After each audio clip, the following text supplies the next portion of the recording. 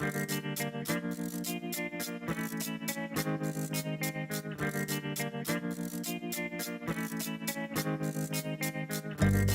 this is Michael Emery. Thanks for tuning into the Slow Baja. This podcast is powered by Tequila Fortaleza, handmade in small batches, and hands down, my favorite tequila. Hey, do you have a four-wheel drive? Did you always want to see Baja racing up close and personal? You need to join Slow Baja in the Nora Mexican 1000, April 23rd through 30th. The Safari class is your way to get your street-legal four-wheel drive vehicle up close and into the action. You got to check out the Safari class at nora.com. That's www.norra.com.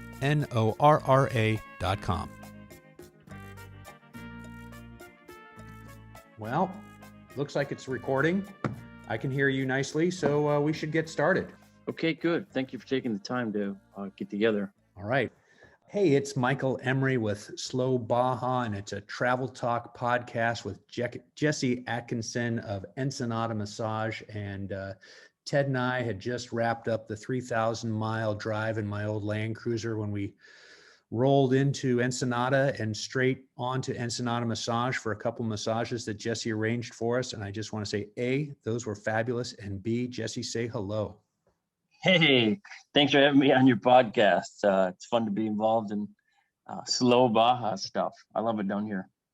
Yeah. So Jesse, hey, let's talk about that. I'm assuming you are from the States. Yeah, I'm from southern Wisconsin, a couple hours up from Chicago, a nice rural small town called Janesville. How did you find your way to Ensenada, and how did you get started as a massage therapist and then running a massage studio? Sure, Michael. Yeah, I've really enjoyed, you heard my accent there, I enjoyed, life growing up in Wisconsin, but I was ready to get out and try a city. I was particularly interested in international stuff. So I took a degree in economics and moved to Washington, D.C. so I could try and work in that field, international economics. And that was great for a while. And I saw that I wasn't able to get abroad with just an undergraduate degree. So I decided to get some graduate school experience. That was quite the trend at the time. Everyone around me seemed to be doing it. So I came to San Diego for my graduate studies in international finance and economics.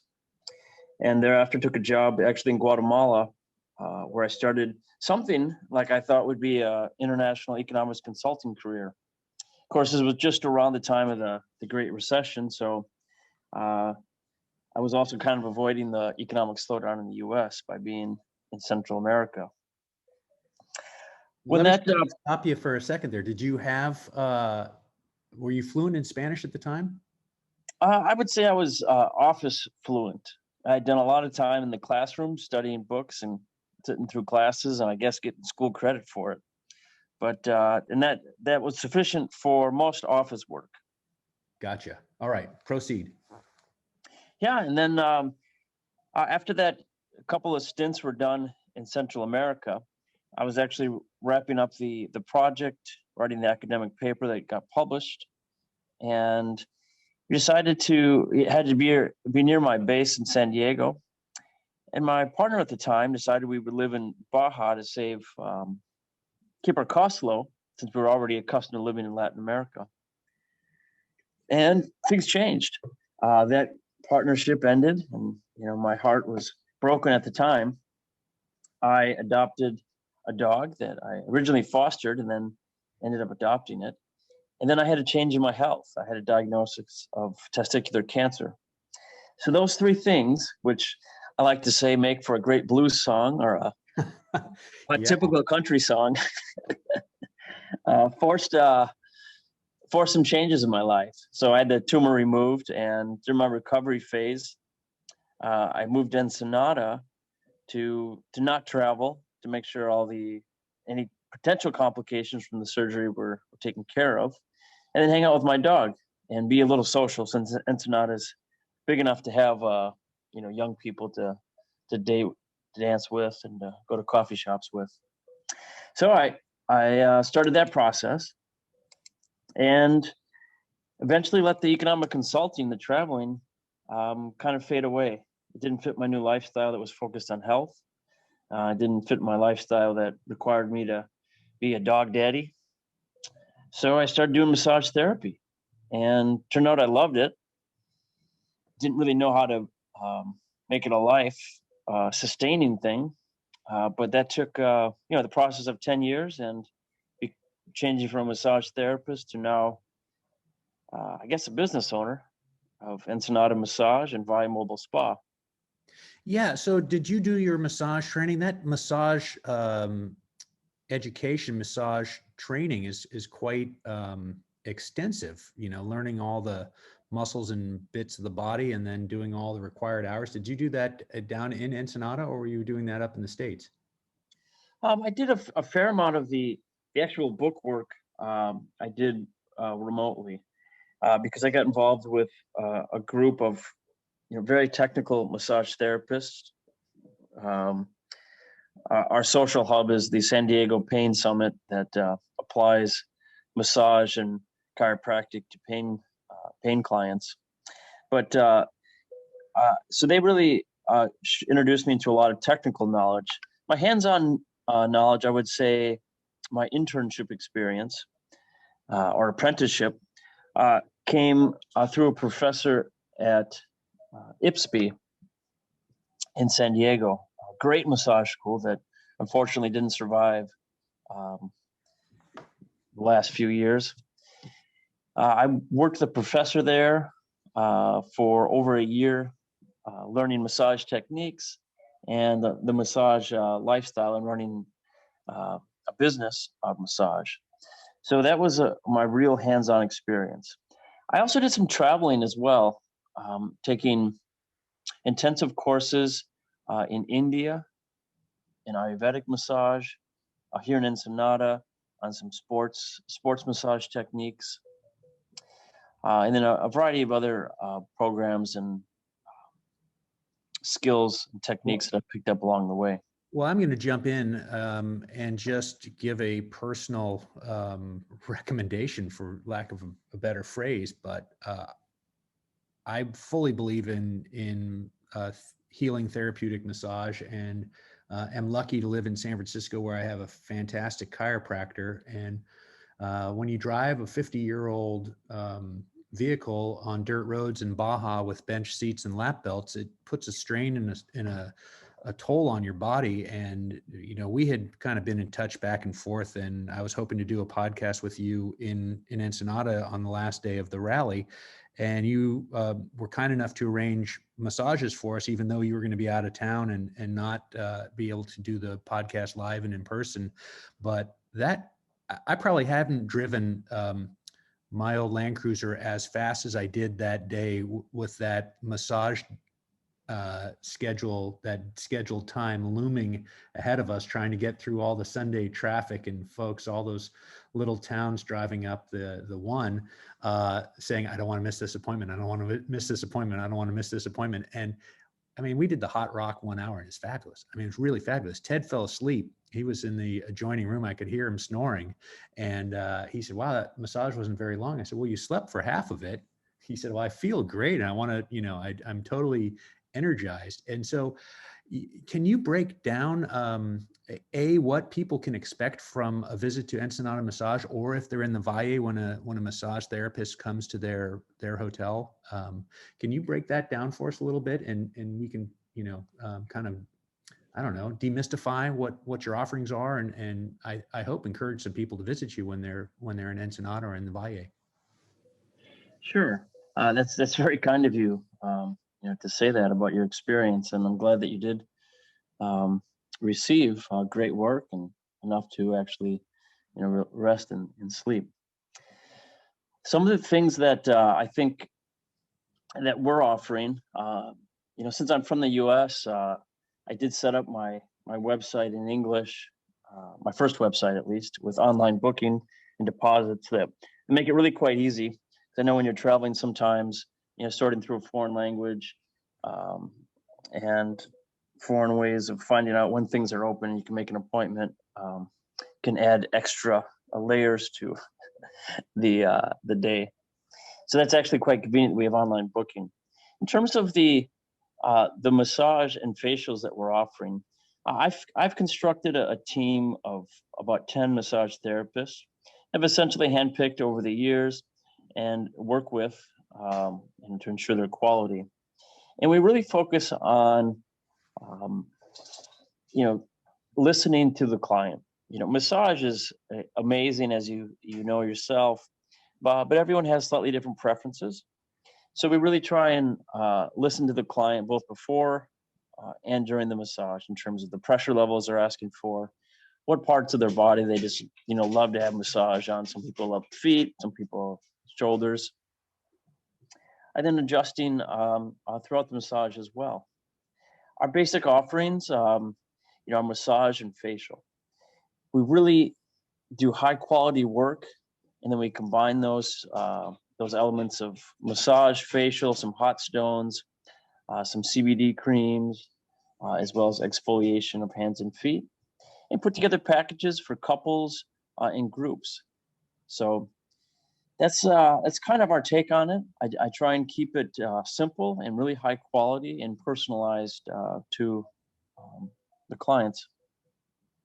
Well, you're there on sort of a medical row, not directly in the downtown, close to the cruise ship terminal, as I had expected your location to be when I mentally, placed a pin in my mind of where I was driving, and then I had to.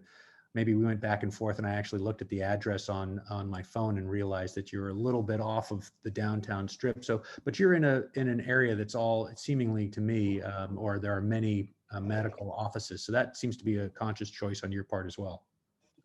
Yeah, that was part of our evolution. In the early part of my career, I was focused on doing high quality medical massage. Since I'm a cancer survivor, and I worked with a stem cell therapist and was working on a variety of clients with different medical situations. So I got a lot of experience with that, and as well as our technical ability allowed us to excel in that. As we started to do more couples and groups, it turned out that where we were working has an amazing space with a really large couples room where we can actually accommodate up to 5 people for service at the same time. And I decided to keep that location. We're not on the busy First Street, and it turns out, at least in normal times, First Street is it's kind of a raucous environment with papas and beer and other large bars, and there's lots of noise and yeah, not exactly conducive to a quiet therapeutic massage environment. So I understand why you're over there, and I just wanted to point that out. That in my mind, that's brilliant. Although you did tell me if I were parking downtown that it'd be a 20-minute walk over to your spot, and that made me realize, oh wow, yeah, it is a few blocks over. So it was a professional environment and a very relaxing, quiet, lovely experience. I enjoyed it immensely. As I said, Ted was instantly asleep, so he must have been quite relaxed, let's say. Great. Tell me about just aside from massage, tell me about the Valle and how that's grown. I started going to Baja in the mid 80s, and there was a couple of old wineries that, were 100 years old, I think, but there wasn't a Valle. So tell me about the Valle and the highs and lows of the tourism there. And obviously you've captured a market there as well. Yeah, we do work out there quite a bit. I use the same team of really amazing massage therapists, and we use the name Valle Mobile Spa to be very clear about what we're doing, coming to you in the Valle de Guadalupe, the wine valley. Of course, that wine valley makes 85% or so of the wine in Mexico. So it's the main hub of wine production in Mexico. It's just 35 minutes outside of Ensenada, but it really has a distinct vibe and image. It's a wine valley, so it's beautiful. It's generally a rural area with mostly olives and vineyards. And the last, I would say, 10, 15 years, we've really put a lot of investment into restaurants and hotels and infrastructure too, the roads. So it's a really a unique place to go and be in a rural environment, a beautiful wine valley, have exceptionally high quality food, fresh, tasty, and some really unique places to stay. They've got really cool bubble hotels, the really modern stuff, the container hotels, really all the cool modern vibes, since the investment is relatively recent. And still at a fraction of what you might expect in, I would say, Napa or Sonoma Valley, Northern California stuff. Absolutely. Sorry for interjecting, but for people who haven't experienced it personally or haven't explored it on the web or in the magazines, you're not going to see any high-rise hotels there, big properties. There are over 100 plus small distinctive inns or bed and breakfasts. It's a very interesting spot in the world, and I hope it can retain that that interest as as more and more money gets focused on that tiny valley. And I'm assuming you're able to go anywhere there, and you're bringing a portable massage table and doing a massage in somebody's hotel room, correct? A therapeutic massage in a hotel room, but it's mobile. Yeah, massage and facial. We usually send several therapists for couples or groups, and we're working either inside the hotel room, or most of these places also have really beautiful patios to enjoy the views that are all around. And because, of course, I think the best evidence shows that most COVID is most easily transmitted through air circulation. We're doing a lot of outdoor massage. People love the views, you get the fresh air. So when we have permission to work in almost all of these hotels, and as you mentioned, they're kind of boutique hotels, so very few of them, are big enough to have their own spas. So they love to have us visiting to keep their clients happy and enjoying the beautiful grounds that they're at. Yeah, it's a great value add for the inn or the glamping facility or the winery or what have you that's got a bed and breakfast there. It's a great value add for them. We can't wait to drive our old Land Cruiser down to Baja, and when we go with Baja Bound Insurance. Their website's fast and easy to use. Baja Bound Insurance, serving Mexico travelers since 1994. Well, wrap it up for me. How have you been faring during COVID? I would imagine it's got to be a tough time with tourism as down as it is. Yeah, of course, everyone's gone through huge, interpersonal changes with COVID. Some work stuff, but also just changing the social environment and not getting enough human touch and hugs. So that's affected me personally. And of course, we had a total shutdown in the beginning. We made big changes to our operations to be as safe as possible, reopened. And as a business, we're not focused on the cruise boats anymore, since the cruise boats are not actually arriving right now. But we have focused on the mobile massage and serving more of the Mexican national population as well, since there's a lot more national tourism in these months as the border is opening up more and more and fewer restrictions. So really, we've been nimble. My team has been great. We've been able to keep everybody employed, paying their bills, and that's been a huge value for them and for me. And I'm really thankful with everyone that continues to support us. We have our website homes at ensenada-massage.com. And we're also offering the VIA mobile spa on that same website. You can find a place to book for mobile services as well.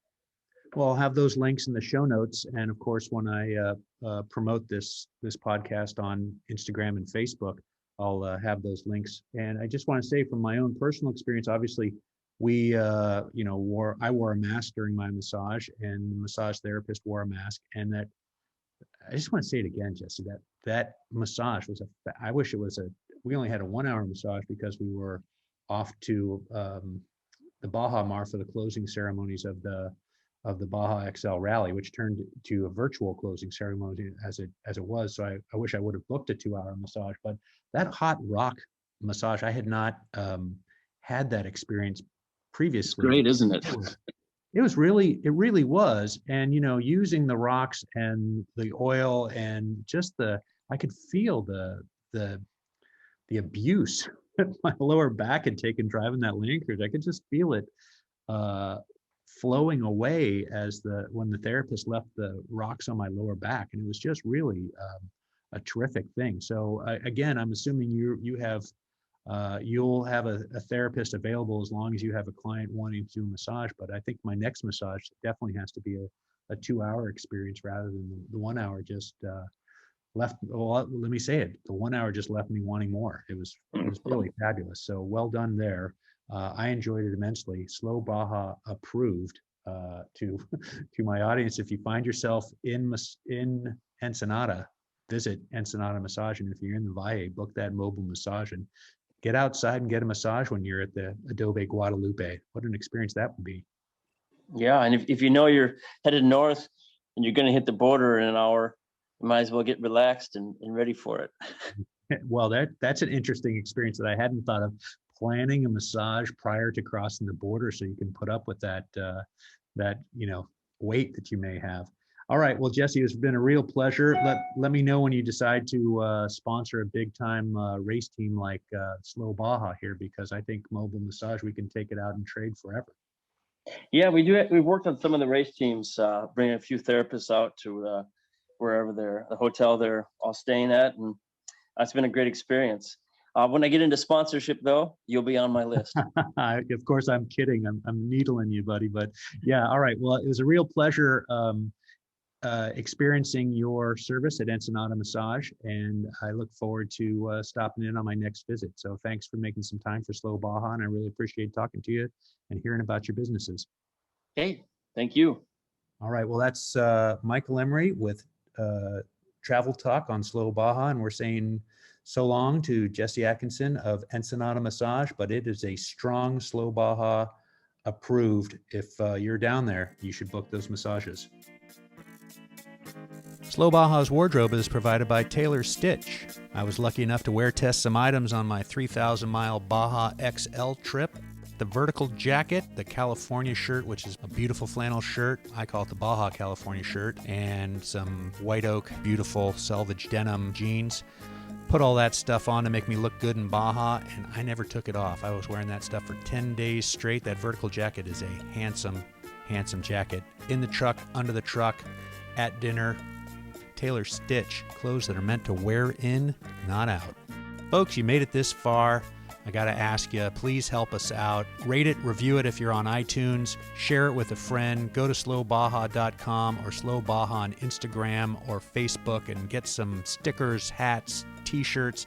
Every little bit helps me put a gallon of gas in the old FJ40 or a taco in my belly. So please do what you can to help out. I really appreciate it.